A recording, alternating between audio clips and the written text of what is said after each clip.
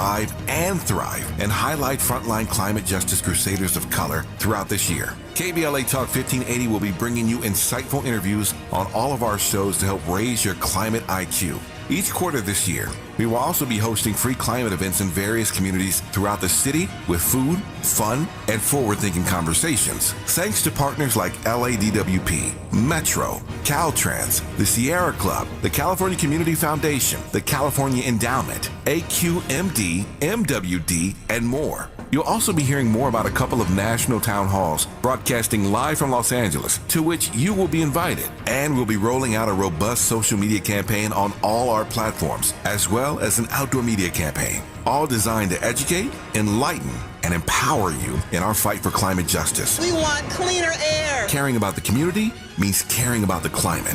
At KBLA Talk 1580, we believe that we really can change the world if we care enough. If we care enough. If we care enough. If we care enough. If we care enough. If we care enough.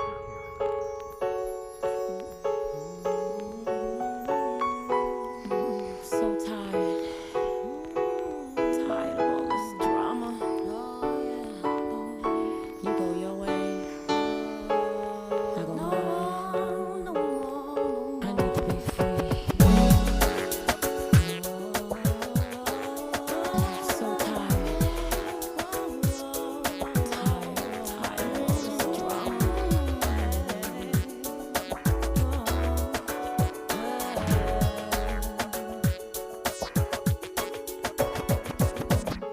Broken heart again, another lesson learned. Better know your friends, or else you will get burned.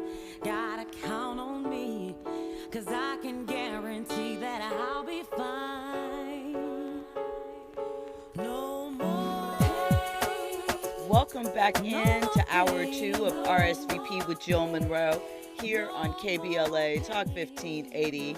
We were talking, all things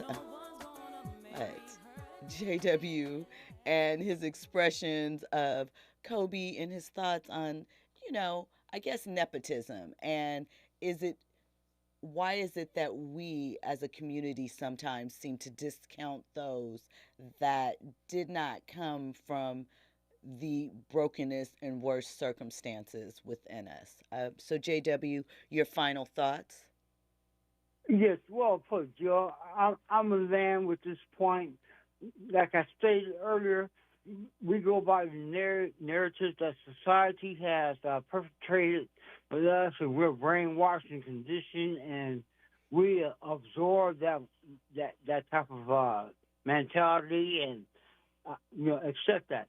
But my girl, she earned her right to be an individual, even though she knew or had a relationship with someone that provided her with a leg up, which was, a millionaire woman, Oprah. But irrelevant to that, she proved her worth after the fact with her own qualities and her ability to be a self-starter and an overachiever. And my girl probably seen that in her, and that's why she allowed her to have that opportunity or help motivate her or create that lane or opportunity for her. So, yeah, we shouldn't criticize, because it gets on my nerves when I used to hear people say, all these people, black folks is acting the fool, gang banging, or doing this or doing that. But I was at school, and I didn't have that problem, and I was an A student. Well, fool, you was an exception to the rule. If anything, the majority should be able to graduate from school and have a high grade average and be able to get into an Ivy League school or a Pac-10 school or whatever the situation may be, and be a norm instead of the exception. And that's just pretty much my point. Thank you as always, JW. We appreciate you. And I appreciate you for the shout out. That's called balance. That's what we give. We give all perspectives. I'm going to give you a little medicine with your sugar. And, we can cover gossip, but I like to bring the facts in so that As long as you get the story, all aspects of it, you can make your own decision from there. Urban Spinster pointed out that she hopes that we all support the Griot Awards on CBS and that black folks actually attend to collect their statues, which is a good point. It's coming up. We also have the NAACP Image Awards that are coming up soon. And we have to start also, and we used to talk about this with the Soul Train Awards back in the day, and we've talked about this, of course, with the looking at the Oscars and the nominations, but we do have to value when our institutions award us, celebrate us, give us flowers, acknowledge our work. We have to be in support of that as well. We have to make that as valuable an accolade as something like the Academy Awards, an Emmy, etc. So those things are also important. Listen, I thought that this was really interesting. Social media, the internet, you guys messed Elmo's head up the other day. Listen, Sesame Street has been there for kids since the early 1970s, being supportive, being someplace that kids could turn to, being somewhere that, offers love, kindness to kids of all ages. Well, the other day, Elmo tweeted out, "Wow, I want to check in on everybody and just see how everyone is doing." Listen, that tweet on X, I should say, because as we've discussed, what is a tweet called on X? We don't know. Elmo said he was just checking in and he wanted to see how everybody was doing. 140 million impressions later, it was apparent we are not okay. The responses were crazy. Some people were like, "Elmo, I'm depressed and broke." Others were like, "Elmo, each day the abyss we stare into grows into a unique horror." Someone else said, "I had a good grapefruit, however. Thanks for asking. I appreciate it." So look, people are really going through things. Sesame Street responded. There's only 4 people that run their social media account, but they immediately had Bert, Ernie, Snuffleupagus. Is that how you say it? Snuffleupagus? Yeah. Oscar the Grouch, etc., all tweet out and ask how everyone's doing and to let them know that they had an ear for them. Oscar the Grouch let you know that he wasn't really here for the feelings, but his worm Slimy, he got you.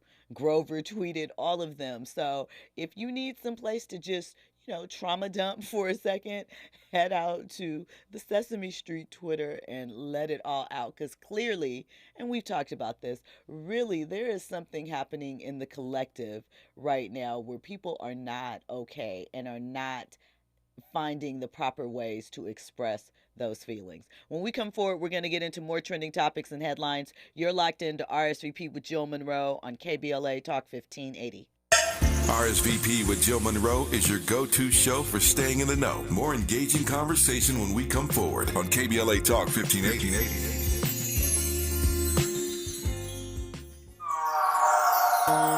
At KBLA Talk 1580, we do Black history every single day. In fact, as the only Black talk radio station west of the Mississippi, we are Black history. Our annual Black History Month luncheon is fast approaching, and we want to be sure to give you ample time to get your company, organization, church, or group to join us at this year's celebration on the last day of the month, Thursday, February 29th at noon. Last year, we honored iconic local Black media personalities, including Pat Harvey, Jim Hill, Mark Brown, Beverly White, Sandy Banks, and Pat Prescott, and raised $20,000 in scholarships. This year, we're honoring Black Hollywood creatives who have used their artistic genius as climate justice champions. At this year's luncheon, we will be showcasing and sharing their inspiring work on our big screen. Plus, a scrumptious meal, live music, great company, and lots of fun with your favorite KBLA Talk 1580 hosts. So contact us today at info@smileyaudio.com SmileyAudiomedia.com or call 323-290-4690. That's info at SmileyAudiomedia.com or call 323-290-4690. We hope to see you Thursday, February 29th as we close out Black History Month. At KBLA Talk 1580, we've got your black. KBLA Talk 1580. We've got a lot to talk about. KBLA reminds you that when we fight, we win, and we don't black down. LA Community Action Network, or LA CAN, was formed in 1999 when 25 residents of downtown LA came together and acknowledged the problems that existed in their community and made a commitment to do something about those problems, to stand together, organize, and become a force in the community that demands change. Civil rights and preventing the criminalization of poverty are their core projects. In addition, they take on women's rights, the human right to housing, and healthy food access. LA CAN also has projects focused on economic development, civic participation, voter engagement, and community media. While downtown LA remains their home base, with a particular emphasis on the Skid Row community, in 2007, they expanded their housing and healthy food access work into South Central Los Angeles. LA CAN believes that power for low-income people and people of color is achieved through a large, active, and well-informed member base that utilizes a multitude of methods to advance their messages and goals. If you'd like to join the Los Angeles Community Action Network and organize people to fight back against oppression, please visit cangress.org. That's cangress.org. This is a community call to action from KBLA Talk 1580. Keeping you informed, entertained, and always ahead of the curve. This is RSVP with Jill Munroe on KBLA Talk 1580. You are locked into RSVP with Jill Munroe here on KBLA Talk 1580. I should add that the actual Sesame Street account did tweet out, "Thank you, Elmo, for checking in," with a reminder for us to pause and take a mindful moment to focus on how we're feeling for emotional well-being and resources. And they gave, obviously, a link that people could click on. And, you know, the reality is there was so much trauma in the tweets. They're like, hey, go talk to somebody, handle that. But I think it is important to note the outpouring of that, even if some of it was in jest, that it's going to be a difficult year. So make sure that you have resources available to you for outlets, for stress, for conversation, just in general, because, you know, we're going to take in a lot. That's what happens in election years and Olympic years and sports fans years, but just in general, it's been a different time, and really make sure you're taking care of your mental health. Okay, well, speaking of mental health and making sure that we are focused on it and family drama, because there is a theme, hence Mary's No More Drama, Floyd Mayweather recently posted a photo of himself online. He, of course, I think he was in the backseat of one of his Rolls Royces. I don't know. You know, Floyd has a luxury car collection that is sickening, worth millions and millions of dollars. And with him, he had 2 Louis Vuitton briefcases full of money. And he said that in a video, he was sending the 2 briefcases filled with money to NBA Youngboy. Of course, that is a rapper who is also the father of Floyd's, I believe that's his only grandson. Yeah, he's a grandson. His daughter, Yaya. Now, NBA Youngboy has been pretty open online that he is not the most active father and really isn't all the way interested in being an active father. He does have multiple children by a few different women. However, you know, being Floyd Mayweather Jr.'s grandson probably comes with a perk or two. And some people feel that there was a subliminal message in that briefcase offering that Floyd really would like NBA Youngboy to give up his parental rights. And, you know, I wonder if that's something he would do. I would think that he wouldn't, because there's an element of control that he probably enjoys to a certain degree, even though he speaks horribly from her. it's just really sad that so many of these disputes are playing out on social media. And it's not just the rumors or, oh, maybe this was said in court or whispers. These are actual videos of these individuals, the parents, saying these things that their kids are going to be able to see and relive, that their friends, etc., are going to have documented and cemented forever and ever and ever. And I know we say that, and I know people think about that, but I don't think that they really do. I don't think that we've even begun to touch really on the impact that social media is going to have, not just on interpersonal dynamics, but on family dynamics, really a bunch of things in the future and what that looks like. So, shouts out to Floyd. He seems to really enjoy his grandson. His grandson already seems to have some boxing skills. So, kudos to that. Okay, listen, in more family drama news, so the situation with Rick Ross and his ex Tia Kemp, she is the mother of his son, William Ross, William Roberts III, obviously. Um, Rick Ross's real name, let me stop with the tongue twisters, is William Roberts II. And so his youngest son announced, well, not his youngest son, but his son announced that he is headed to HBCU Bethune Cookman. Well, his mother is Tia Kemp, and she's been very vocal online about Rick's new girlfriend and things of that nature. And so we may have found the source of the contempt, which we figured is that Tia and Rick may have been, entertaining each other a couple of months back. Rick posted a photo from his camera roll and said that Tia was just happy in September mopping his house and giving him pedicures. And it's like, wow, that's so petty. This is still, again, your son's mother. He was calling her granny and grandmother. Rick, you're an actual grandfather, though. And I don't understand why you're shading her in that way, because you guys are probably the same age, but that's what we do. In addition to that, Rick's daughter has now jumped in the mix, and they had a really bad back and forth where a lot of accusations were thrown at each other, and Tia implied that her son, his daughter's brother, is embarrassed of her and some of the things. And I just want to know, at what point do we kind of ease back on that? Tia said that what she would like to see happen, because Rick is always talking about how rich he is that he should make a $500,000 donation to Bethune Cookman. That is the HBCU where their son has just committed to for the fall to continue his football career. Very good, very ideal point. She said that Rick is always bragging about how much money he has, but he never puts it into educational endeavors. And of course, we know that there was a back and forth at a time where she alleged that he wasn't paying his child support and whatever. Is it up to Rick Ross to stop this? Should he just ignore Tia and be Stevie Wonder to the BS and let her spiral?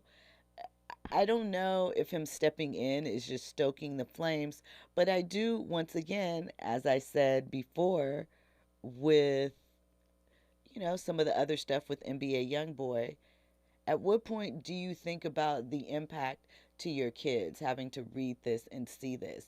And how are you going to feel when you're over this moment 6 months from now, 3 years from now, and somebody is bringing it back up? When are we going to stop going to the internet with our problems? I don't know if it's going to happen because it's so embedded in us now. And we also know that for example, for Rick Ross, all PR is probably good PR. He's a 48-year-old rapper that's still relevant, and no one is accusing, well, except for Tia, no one's saying anything either about Rick Ross's dating choices and habits and things of that nature and holding him to the fire like they are with some of the women in social media right now. So I think it's incredibly unbalanced, but I just wonder, you know, does Rick have a relationship with his son? Again, not our business, but you're coming at his mother so swiftly, you don't feel any type of remorse for that, even if you feel like it's her fault. I just wonder sometimes at what point do we kind of separate separate the desire to prove something to strangers on the internet and really get in and focus on our familial connection, even if it's not going to wholly sort itself out, at least not leave it open to, so much conversation. But that's just me. Good luck to them and that drama and sorting it out. We hope that it all comes together. So, do you use TikTok? Even if you use Instagram, perhaps, there are changes coming as far as the music that will be available to you on the service. Changes coming soon. The current deal that Universal Music Group has with TikTok expires tomorrow, January 31st. And UMG says that they will no longer license content to TikTok after failing to reach new terms with them. Some of the artists that are included under the UMG umbrella include your girl Taylor Swift, Bad Bunny, The Weeknd, SZA, Ariana Grande, Drake, Billie Eilish, etc., etc., etc. So basically, UMG's standpoint is that they feel that TikTok compensates the artists and songwriters so very, very little despite its massive growth and its user base continuing to expand and the advertising revenue running it up. They feel that a lot of the content is reliant on music and that they only receive about 1% well, TikTok only accounts for 1% of the total revenue that Universal Music Group receives. So, in their mind, they feel that they're not being paid fair value and they're not going to authorize it anymore. What I wonder is TikTok is so embedded in the popularity of music right now, in music spreading, in people listening to it, in it getting in the trending songs. Like if a tick song goes viral on TikTok or takes off there, it usually follows through with running up on the charts and that revenue being generated through sales or streams in that aspect. So while the venue itself might not be paying the dollars that I guess they feel it should, I think the halo effect of it is really, really apparent if you look at the numbers for streaming now and where the biggest songs are coming from. A lot of them are from viral trends that started there. So I'm curious to see how this will all play out. All of this goes into the changing landscape of media and who the power players are and who has the most control of these things now. So, you know, will people even notice? I feel like they will because those are some pretty large names for some artists that I'm sure, generate a lot of trending sounds. We know Drake drops anything and his lyrics are captions. Well, I don't know if they still are. People are kind of turning on Drake or not feeling this era of him, but I'm sure he'll be back. He always does. So, in other drama, family related drama, kind of, but not really, former NBA star Rajon Rondo was arrested over the weekend in Indiana. He was allegedly in possession, unlawful possession, of a firearm, drug paraphernalia, and marijuana.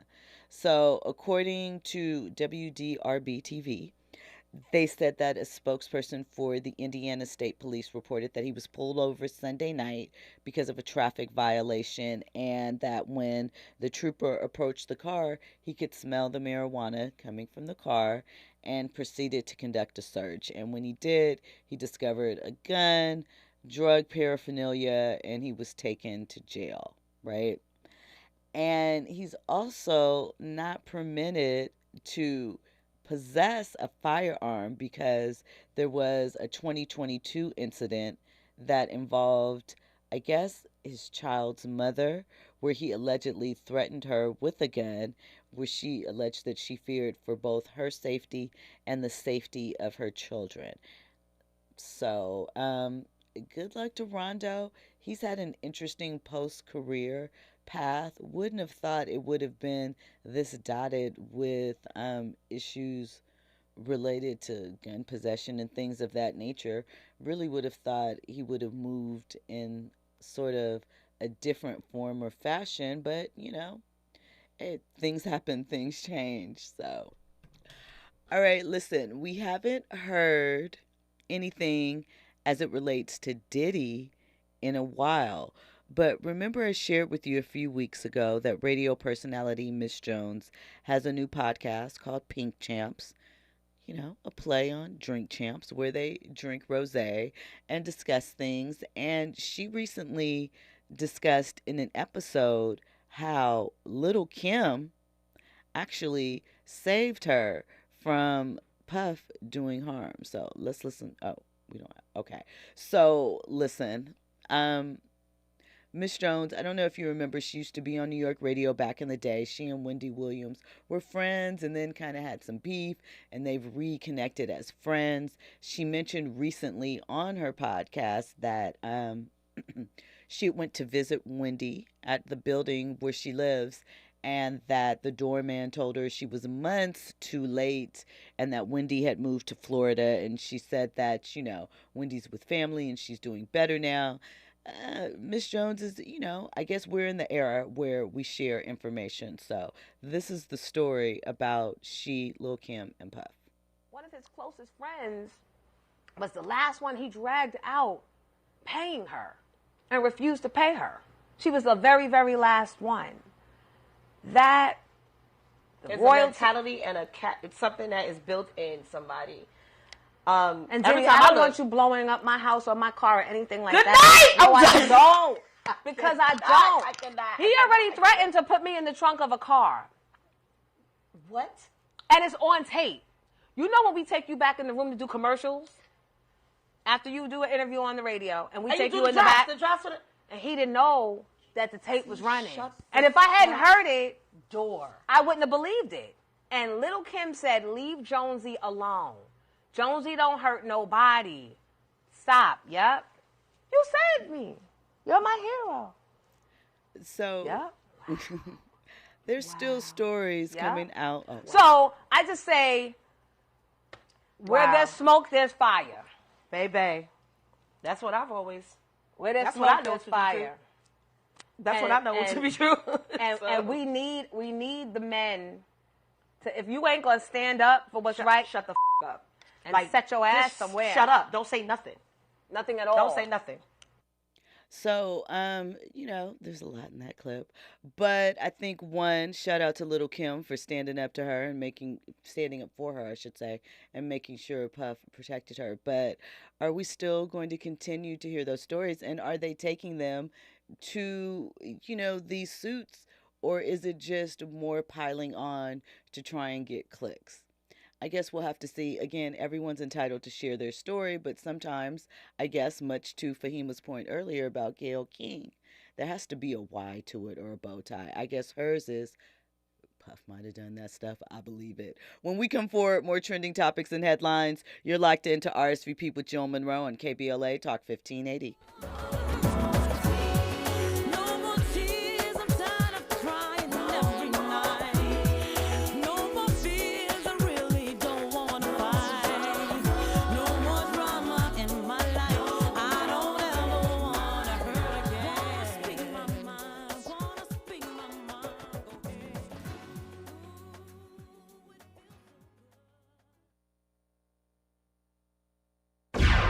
Trending topics and the hottest happenings. You're listening to RSVP with Jill Munroe on KBLA Talk 1580. I'm Amber Payton. Here's the latest on the Black Information Network. The Justice Department is investigating Missouri Democrat Cori Bush for her campaign spending on security services. The outspoken squad member who has been at the forefront of the Defund the Police movement confirmed the investigation, denied any wrongdoing, and said her campaign is fully cooperating. Bush, who is black, said she used campaign funds as permissible to pay for security, but did not use any federal tax dollars. Chicago Mayor Brandon Johnson is delaying migrant shelter evictions. He announced he will extend the 60-day deadline for asylum seekers in the city's temporary emergency shelter system. All shelter residents originally were scheduled to exit on February 1st. Mid-March is the new date. The move by the mayor, who is black, follows pressure from more than a dozen aldermen who signed a letter urging Johnson to delay evictions. That's the latest. I'm Amber Payton on your home for 24/7 News, the Black Information Network.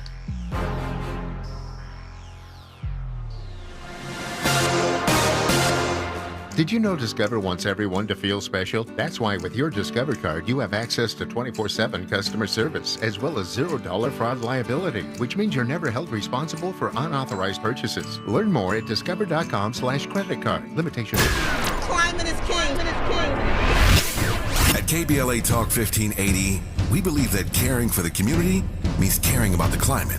You might have heard that we announced a pretty bold 12-month, $2 million campaign to do 4 things. Increase climate literacy, turn up the volume on communities of color in the climate conversation, connect everyday people with the resources they need to survive and thrive, and highlight frontline climate justice crusaders of color throughout this year. KBLA Talk 1580 will be bringing you insightful interviews on all of our shows to help raise your climate IQ. Each quarter this year, we will also be hosting free climate events in various communities throughout the city with food, fun, and forward-thinking conversations. Thanks to partners like LADWP, Metro, Caltrans, the Sierra Club, the California Community Foundation, the California Endowment, AQMD, MWD, and more. You'll also be hearing more about a couple of national town halls broadcasting live from Los Angeles, to which you will be invited. And we'll be rolling out a robust social media campaign on all our platforms, as well as an outdoor media campaign, all designed to educate, enlighten, and empower you in our fight for climate justice. We want cleaner air. Caring about the community means caring about the climate.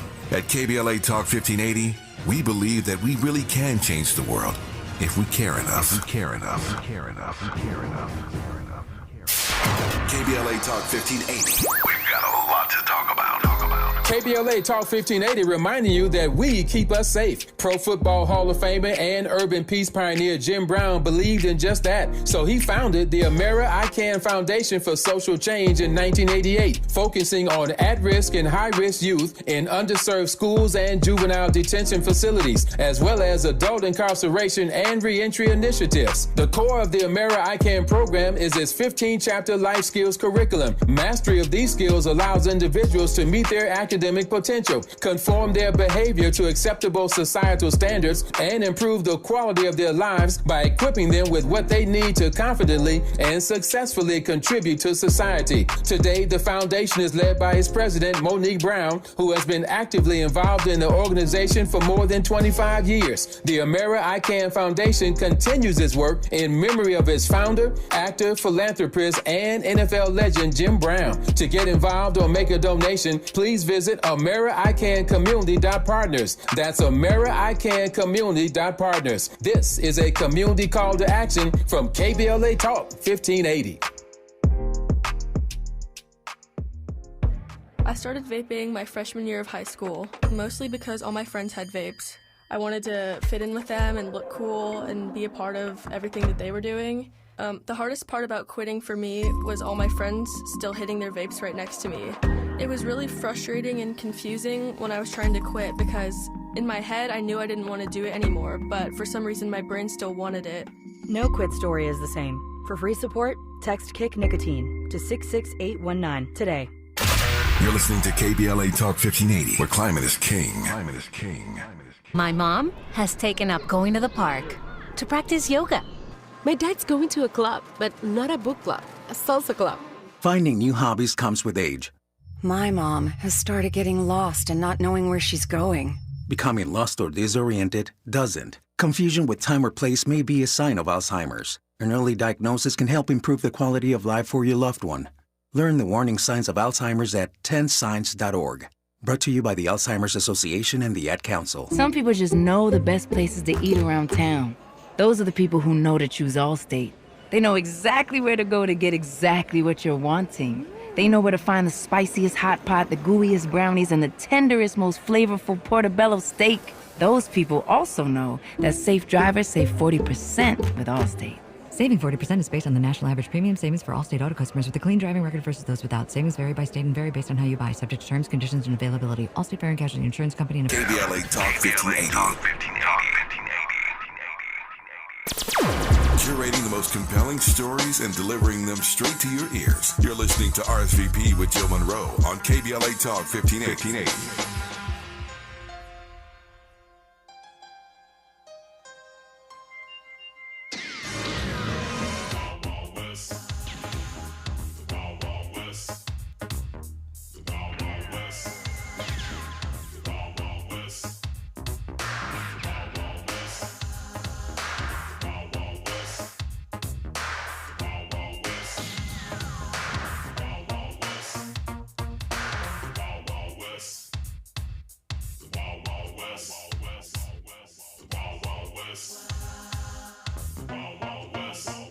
I used to live downtown, 129th Street, Convent.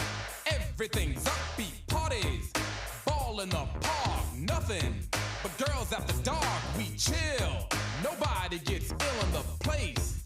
We call the hill, but if you try 'em, that's when they will get wild. But they don't fight, they kill. That's the Wild Wild West. The Wild Wild West. The Wild Wild West. The Wild Wild West. I remember parties out in the park with the girlies, rubbing up in the dark. I was smooth till someone pulled the gun. It was over. They spoiled my fun. I was flying just like a track star, dying. Nah, I ran through the backyard trying to get in my building, saying, why in the heck won't somebody kill them? Welcome back into RSVP with Jill Munroe here on KBLA Talk 1580. Kumoji, little Wild Wild West. What is the perfect length for a rap song? I can't help but thinking as I was listening to the intro, how many beats they had before the verse kicked in, and how songs went from really, really long, then they started getting shorter, and then they got really, really short, and I don't know, I'm unclear. I feel like 3.5 minutes? I don't know. What was the question? What is the ultimate length for a rap song? Because I feel like they used to be really, really Right. long. Like you think about, I think songs in general used to be long back in the day. because do people really have 3 verses on songs anymore, rap songs? Nowadays, not much. Nowadays, not much. I was, having the same conversation with my boy. He does music as well, and he's a perfectionist, and sometimes he'll be sitting on maybe a beat for like months, and I'm like, bro, the way music is going in, all you gotta do is just freestyle. It doesn't even have to be 16 bars. I mean, it could be 32 bars without a hook, and that's a song in itself. So, we're in the stage now with music, at least the way I see it. You have all these artists not wanting to be tied to a specific genre or whatnot. I don't think there's any, parameters when it comes to song structure nowadays. I mean, you could have 2 verses and a hook. So it's interesting when you think about that. I saw an interview with Russ, I think it was, and he was talking about how he's not an album artist. He's more of, singles, and I give him that. That's not really, his. He doesn't really consider himself an artist, but it works, and he's putting it out there. And I mean, the point of the conversation was that, people waste money, in his point, on studio time. He said he bought, a MacBook Pro, a mic, and a mixing board, and, $3,500. And those are songs that are like quadruple platinum and things of that nature, limited quality. So he was like, just get it done. But how are folks wasting studio time, though? I mean, I guess he's saying if you really don't got it. So here's the thing, right? Okay. I get, if you go to a studio and record, if you're not ready, right? If you get in there, don't really know what you're doing, maybe don't have your song written together, you're wasting studio time. If you don't have an engineer, because you think about this too, right? There's studio time, but that doesn't come with the engineer and getting your product mixed.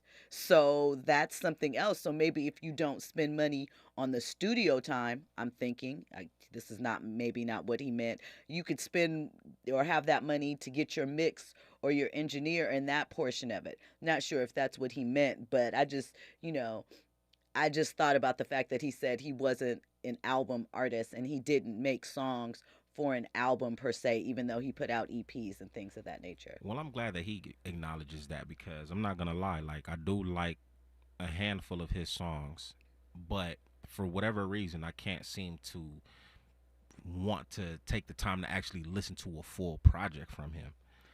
Well, there you go. And he understands it. And here's the thing. I'm not even really, I think I may know a song. I'm not really familiar with his music, but I just, from a financial standpoint and sort of how he built his career out and the fact that he has that many singles that are multi-platinum, it was interesting to me. So I wanted to, hear a little bit more about his approach, even if I'm not per se a fan or a consumer of his music. I mean, hopefully his singles, I know of some singles, but I mean, if his focus is just on the single, then, you know what I'm saying, I hope that it definitely breaks numbers. I think of certain artists like OT Genesis. OT Genesis, to me, in my opinion, he has great singles. I remember as a kid, just growing up, going to the Warehouse. Yep. Or what is it, FYE and stuff like that. And I used to purchase the single. Yep. Because I used to be like, why am I going to waste my money on an album? And I might not like every song. And they used to try and put in those listening stations and stuff like that. And there was actually internal battles like with distribution between the single strategy and the album strategy, because they felt as though they were cannibalizing each other, because they were sort of in competition for each other, especially as things started to develop and you started getting things like the maxi single that would have the a cappella version and 24-minute dance remix and a remix of a remix and all of that. So like, take somebody like Mark Morrison, for example, Return of the Mac. That song, timeless. I'm not in this podcast, but I'm just assuming that he's still living off of that song. Should be, you hear it in commercials, you hear it in movies or whatnot, and it's like, do we hold him in high regards? You know what I'm saying? Or Montel Jordan, for that example. Right, because he's eating off of This Is How We Do It. Lord. I mean, I was going to say Cardi B, but her album was actually pretty solid. Yeah. But I mean, I feel like she could live just off of Bodak Yellow for the rest of her life. Man, or even, what's the other one? I Like It, even though there's a sample in that. But yeah, it's just so interesting the way that things are turning around and changing and the things that we go through. So listen, in keeping with our theme of family and exposing family and things of that nature, Lil Scrappy, listen, he's been having a lot of Love and Hip Hop extended drama. He has been circling the block and hitting up his ex, his oldest daughter's mother, Erica Dixon. He also, for a minute, was getting back with Diamond from Crime Mob, some other things. Well, we know he has recently divorced, and his ex-wife, Bambi, she used to be on Basketball Wives and Love and Hip Hop as well. They've had a sort of contentious divorce. And in a recent interview, Scrappy tried to, throw a little haymaker into the mix and reveal some information. And I want to know why. What's the thing? Not why, because we actually, when I tell you what happened, you're going to understand why. But what was he hoping to gain? Just petty. So his ex-wife, Bambi, did a recent interview with actress and comedian Amanda Seales on her podcast. And during the conversation, they were having a discussion about Bambi. Bambi and Scrappy got married in 2017. They have 3 kids. They got divorced and separated last summer, called it quits, right? So in the conversation, they, again, were talking about Scrappy and some of the things that Bambi went through. Well, in an interview that Scrappy did, he shared, shout out to somebody that I dated a long time ago that the Bam just went and did an interview with and didn't even know it, Amanda Seales. Yes, he name dropped the name. He said, Amanda Seales, she always stands up for women, but I wonder, did she tell Bam that she bleeped her ex-husband before?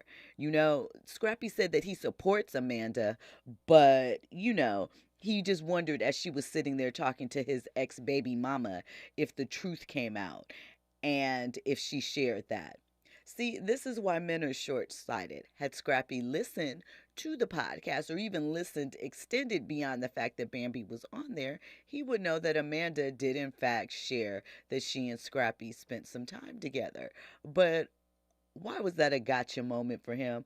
Maybe it's just all storyline. But once again, you guys want us out the group chat, but you invite us back in with stuff. You know, Scrappy also said, I ain't said a lie yet. I wouldn't lie on my kids' mama. I don't have anything to gain from that. I really don't have anything to gain by talking about Bambi at all. Yet here he did and revealed that, you know? So good luck, Scrappy. Good luck, Bambi. And shout out to Amanda Seales for holding it down and being a stand-up woman and not just letting that slide. I don't know. Of course, it's an awkward conversation, but again, it was in the past. It was before Bambi and Scrappy were involved, so shouldn't be a problem. When we come forward, we're going to have more trending topics and headlines. Keke Palmer had a sit-down with Bobby Atoff. You know, you remember Bobby. She was all the rage a couple of months ago after her interviews with Drake and Funny Marco and Little Uzi Vert and Offset. And then people started wondering if she was an industry plant. Well, Keke had a conversation with her about that, so we'll hear that when we come forward. You're locked into RSVP with Jill Munroe on KBLA Talk 1580. Infusing a sense of fun and entertainment in every episode. You're listening to RSVP with Jill Munroe on KBLA Talk 1580. More when we come forward. If you love to travel, Capital One has a rewards credit card that's perfect for you. With Venture X, earn unlimited double miles on everything you buy and turn everyday purchases into extraordinary trips. Plus, receive premium travel benefits like access to over 1,300 airport lounges where you just check in and chill out. Open up a world of possibilities with Capital One. What's in your wallet? Terms apply. Lounge access is subject to change. See CapitalOne.com for details. My ride smells just right, just right, just right, just right. Y'all gotta try that Febreze car. Just right, just right, just right. Yeah. La la la la la. With up to 40 days of consistency on low Febreze car clips right on your vent. You know my car's my happy place. Keep that smile on my face. When it smells just right, just right, just right. Yeah. Breathe happy Febreze. La la la la. KBLA Talk 1580. We've got a lot to talk about. KBLA Talk 1580 believes in community empowerment. LA's 99 neighborhood councils form the grassroots level of the Los Angeles city government. The system was created to connect LA's diverse communities to City Hall. While neighborhood council board members are volunteers, they are also public officials elected to office by the members of their community.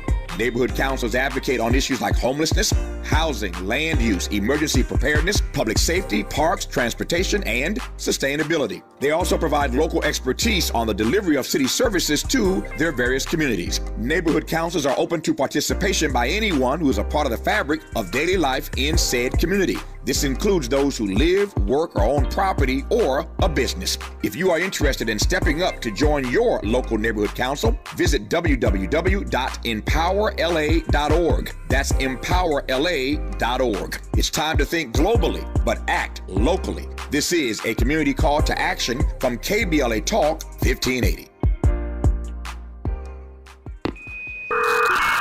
We all agree that America has a very serious problem. Okay, KBLA delegation, we need your help as we launch our 2024 Climate Justice Campaign. We would deeply appreciate you going to our KBLA 1580 website and filling out a short climate justice survey, which will help us better serve our beloved community as we build out this campaign. It'll take you just a few short minutes to complete the online survey, and the information you provide us will be invaluable as we do our part to hold folk accountable and amplify the voices of our people in this climate conversation. When you take the survey, you'll be automatically entered to win seats at our annual Black History Month luncheon, Thursday, February 29th. So, hit our website at KBLA 1580. Help us out by taking the short climate justice campaign survey, and you could be our guest at our annual Black History Month luncheon, Thursday, February 29th. Thank you in advance for your consideration and cooperation. At KBLA Talk 1580, we care about the community, we care about the climate.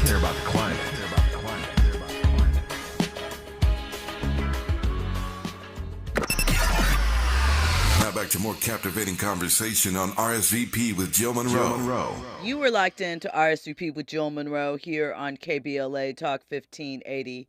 So Keke Palmer is back with her Wondery podcast. And she had a conversation with Bobby Altoff. And, you know, she wanted to ask Bobby if basically it was all an act, if she planned it out, and if the decision to pull back from hip-hop artists after she got a little online heat was a purposeful one. So let's hear a little bit from that conversation.